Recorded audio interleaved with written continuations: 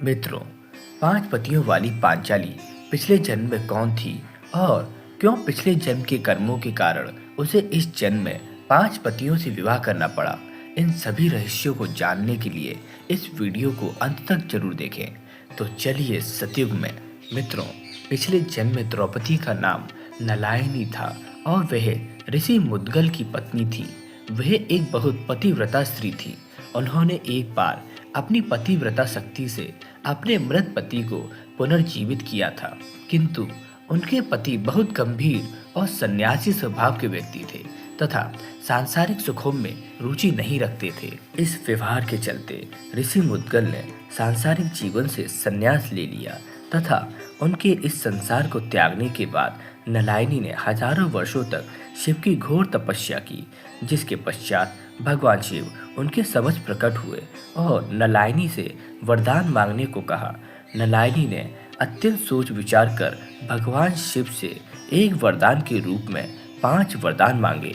पहले वरदान में उसने मांगा कि अगले जन्म में उसका पति धर्मराज हो तथा दूसरे वरदान में उसने मांगा कि अगले जन्म में उसका पति अत्यंत बलवान हो।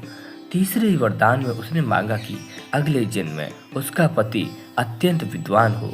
चौथे वरदान में उसने मांगा कि अगले जन्म में उसका पति अत्यंत सुंदर हो तथा 5वें वरदान में उसने मांगा कि अगले जन्म में उसका पति अत्यंत पराक्रमी हो। इस प्रकार नलायनी ने भगवान शिव से कुल 5 वरदान मांगे। नलायनी के 5 वरदानों को सुनकर भगवान शिव ने कहा, तुमने 5 वरदान अलग अलग करके मांगे हैं, इस कारण अगले जन्म में तुम्हारे 5 पति होंगे।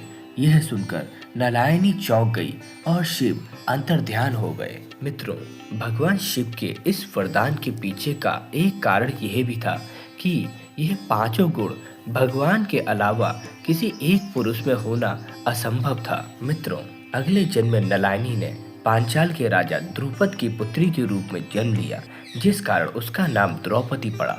उसका जन्म किसी स्त्री के गर्भ से नहीं हुआ था, अपितु वह एक यज्ञ से उत्पन्न हुई थी। इसी कारण उन्हें यज्ञसेनी भी कहा जाता है। मित्रों, द्रौपदी की यज्ञ से उत्पत्ति भी उनके पिता राजा द्रुपद के एक प्रतिशोध का परिणाम थी, जिन्होंने पांडवों और कौरवों के गुरु द्रोणाचार्य को मारने के लिए एक ऐसे पुत्र की प्राप्ति के लिए यज्ञ किया था जो द्रोणाचार्य का वध कर सके। इस यज्ञ से उन्हें एक पुत्र दृष्टिद्युम्न तथा पुत्री द्रौपदी की प्राप्ति हुई।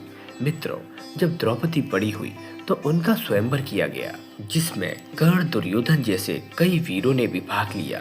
उस समय पांडव लाक्षागृह से अपनी जान बचाकर सन्यासी वेश में जंगलों में भटक रहे थे तथा उसी सन्यासी वेश में 5 पांडव द्रौपदी के स्वयंवर में भी पहुंचे, जहां कोई भी उन्हें पहचान नहीं पाया। किंतु जब उस सन्यासी की वेशभूषा में अर्जुन ने मछली की आंख को भेद कर अपनी धनुर्विद्या का परिचय दिया, तो राजा द्रौपद की सभा में बैठे सभी राजा महाराजे उन्हें देख चौंक गए और द्रौपदी ने श्री कृष्ण के इशारे पर अपनी वरमाला अर्जुन के गले में डाल दी, जिसका दुर्योधन और कर्ण जैसे वीरों ने विरोध किया कि इस स्वयंवर में केवल क्षत्रिय कुल के युवाओं को आमंत्रित किया गया था।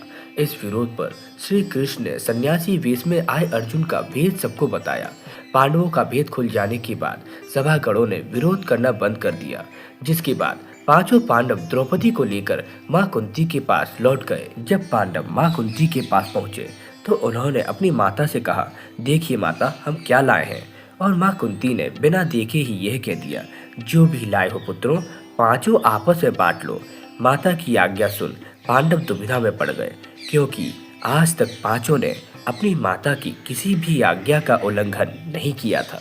किंतु जब मां कुंती ने द्रौपदी को देखा तो वह अत्यंत चिंता में पड़ गई कि उन्होंने अपने पुत्रों को द्रौपदी को आपस में बांटने के लिए कह दिया है।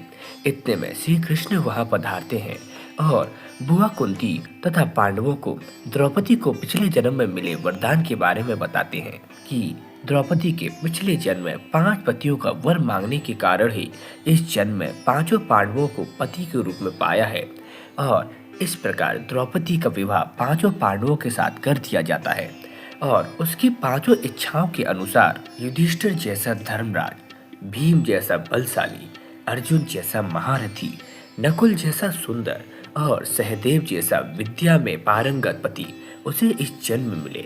मित्रों, यह कहानी हमें पिछले जन्म के कर्मों और अधूरी इच्छाओं का महत्व समझाती है। और अंत में अगली वीडियो में आप किसकी कथा सुनना चाहते हैं?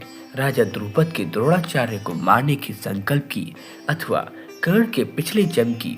कमेंट बॉक्स में उत्तर देकर जरूर बताएं। और हमारी वीडियो पसंद आई हो तो वीडियो को लाइक और शेयर करें और हमारे चैनल को सब्सक्राइब करना ना भूलें। जय श्री कृष्णा।